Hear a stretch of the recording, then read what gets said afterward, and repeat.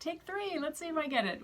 Happy Thursday. I hope wherever you are that you and your loved ones are safe and well, that you're having a good week and a good day, or at the very least hanging in there.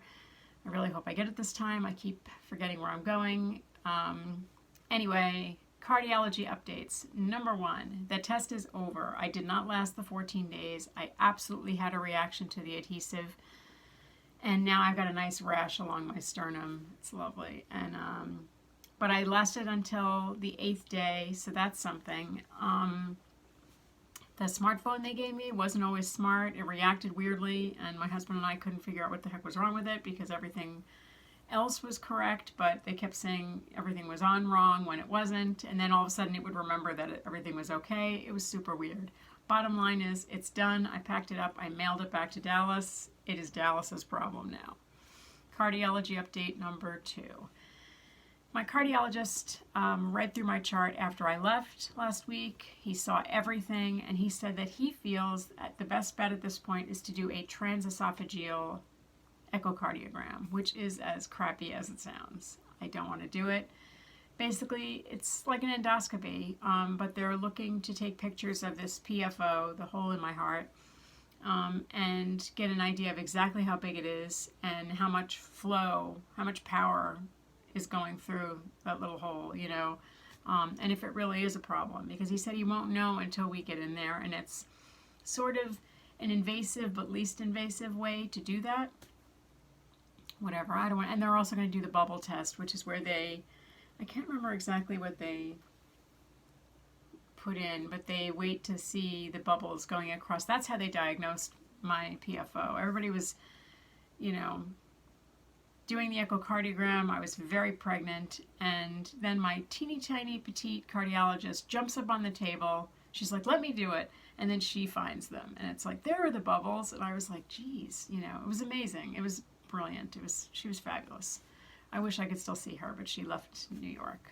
But anyway, I can't remember the word. I'm rambling. So that's where we are. I have to have a really lousy test. I stopped another lousy test. I had another lousy test this morning with another one of my specialists. And then I got home and I got really tired, and I wasn't very productive for the rest of the day as much as I wanted to be. And then I remembered, wait, it's Thursday. You have to post a video. So that's where we are. I'm still tired, but I'm doing better. I walked 3.1 miles yesterday, and I was very proud of myself because the day before, I was walking and I got a little bit dizzy and I didn't feel quite right, and I got kind of a flash headache, but like the dizziness lasts for 2 seconds, and then I felt like the headache is mostly because I'm very dried out. I'm trying to drink more, but it's hard, and I just felt super dehydrated. So I turned around and I went back home. I was fine. But yesterday, I felt very energetic. I walked, I picked up a coffee, and I just kept walking. And I was like, can I do it? Can I go to this place I wanted to go? And I did. And then I turned around and came back, and I was so proud of myself because I thought, you know what? I have to try to push myself on some days, and some days will be easier than others. And then there are days that I have to know my limit and know that I have to stop and just give it a rest. And that's what I did on Tuesday, and yesterday I was able to walk a lot, and I guess today that's why I'm so tired. But anyway, I don't know. I was really proud of myself yesterday, and I love the Olympics. I cannot get into it this time. I don't know what it is. I don't have the energy for it. I'm trying to watch things. We watch in the evening. We'll watch in a little while. And there are events that I really love. Ice skating, I have barely watched any of it. All the snowboarding and ski jumping and big air and stuff, I enjoy that. It scares the heck out of me, but I enjoy it. I've barely been able to get into it. So I'm trying to watch recaps when I can, but mostly it's like, who won? Where are we? What are we doing? But they're just amazing. Amazing, amazing human beings that they do what they do. But yesterday I felt like an Olympian walking 3.1 miles. That was crazy. But it was like, yes. So every time I do that and I feel like I'm getting somewhere, it's so exciting. Last thing I want to say is this. This is as a nurse, as a former hospital or doctor's office worker, if you have insurance or if you don't have insurance and need to pay out of pocket, please, please, please don't yell at the gatekeepers, the people that work at the front desks of offices, because you never know what that will look like, what it'll mean down the road. I witnessed in the course of all these appointments someone really yelling at a person sitting at the front desk about not letting them know that they were not in the network and what it was going to cost, and now they demanded another appointment. It was totally inappropriate for a couple of reasons. And I've been in this for 20 years, so I can say this. I've gotten it both from the doctor's offices, from my own experience of work, and also from the insurance company. If you have insurance, always, always, always, when you have to make an appointment and your doctor refers you to another doctor, check if they're in your network. Don't be surprised when you arrive, because this person made the appointment in the summertime and it was months away and they didn't know, and they were really, but I felt bad for the person sitting at the desk, because it wasn't on them to see if this doctor was in this woman's network. It wasn't on that person. That is the patient's job. And if something needs to be pre-authorized, I call my insurance company like there's no tomorrow, because it's like, I don't trust anybody. I want to hear it from them. And I get everybody's names. I write everything down, because I've been through this a lot. If you're paying out of pocket, try to get ahead of what it might cost, because things are very expensive in healthcare. Don't let anything surprise you. Try to get that information ahead of time. Get the name of the person you spoke to. That way you have it. You bring it in writing. I spoke to Jim on, February 10th, and this is what Jim said. Jim quoted this.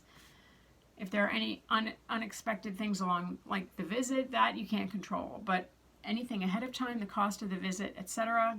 That way you know and you're not surprised. But this person blaming the desk staff for not telling her they weren't in her network, no. And I just wanted to say, that's not their job. It is your job as the consumer. Is this person you're referring me to in my network? That might sound like harsh and unpleasant, but no. I've been on the surprise end in the beginning of all this, and also as an office worker, getting shouted at for things that were not my fault. And it's not, the desk people don't set the prices, but they do make your appointments, and they do leave you on hold potentially, and and they also take that everything we give them as individuals, they're getting repeatedly over the course of the day. So if we come in and yell at them or be rude, which I hate, rudeness is inexcusable. Don't be rude. Because I always treated people the way I wanted to be treated. And I know this might sound like preachy and everything, but it bugs me, because I've been on both ends, as a patient and as somebody working behind the desk. Just be kind. Treat people the way you'd want to be treated. And always remember, it is on us as the consumer to find out as much ahead of time, as much information as we can, so that we're not surprised. And if, like I said, if you have insurance, you get all that information way in advance. And if you're paying out of pocket, get the information way in advance so that you are not surprised by weird costs. And like, this office visit is going to be X $100, and then you're like, wait, what? Find out when you make the appointment on both sides. Are you in my network? And if not, have the doctor refer you, and then say, I'm going to give you a bunch of names. Do you know any of these people? I know it's a lot of work. It could be a full-time job. Believe me, I know. But it's worth it, because then you know, and then you're not surprised, and it's a big shock, and it's unpleasant, and then everybody's upset. But never yell at the desk people, because it's not on them. And it's not their fault. They do not set the prices. They make no financial decisions like that. They are there to make the appointments and set things up, but they keep things moving. So let's be kind to the gatekeepers, because they get us in, they make our appointments, they do our follow-ups, they file our insurance papers, they file the financial paperwork, and get us reimbursed sometimes if we're paying out of pocket. They do a lot of work. So be kind to the nurses. I say that as a nurse. Be kind to the gatekeepers, and just treat people the way you'd want to be treated. I know we all have a bad day, But what I heard at that office visit just made me so upset because I thought, man, it is not their fault. It is your fault. And they really thought they were just like making a point. But I wanted to say that is not the hill you want to take a stand on because you were wrong. But anyway, I guess that's after 20 years of experience with many doctors, many insurance situations, sometimes surprise out-of-pocket bills, and it's just like, wait, what? So now I know better. I get all the information ahead of time. I triple check it, but then I go with names, and then I'm like, I spoke to you on this day, and this is what you told me. So anyway, be good to the gatekeepers. Be kind as you would want to be treated. What? Treat people the way you'd want to be treated, and just be kind. I don't know where I was going with that, but anyway, that's what's happening. I hope wherever you are that you have a low pain, no pain, low aggravation, no aggravation kind of a day, kind of a week, kind of a weekend. That is what we hope for. That is what we deserve. And listen, I know that sometimes office people are rude to us. Believe me, I've written whole blogs about that. I know that. We do not have to stoop to that level.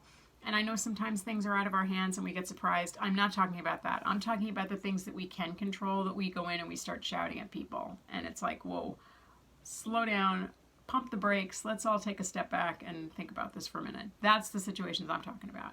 Believe me, I've been on the end of a lot of nastiness, and I'm like, am I rude like that? No, I'm not. So I'm backing up. But anyway, be well. I will see you tomorrow via the blog, next week for another video. Take care. Bye.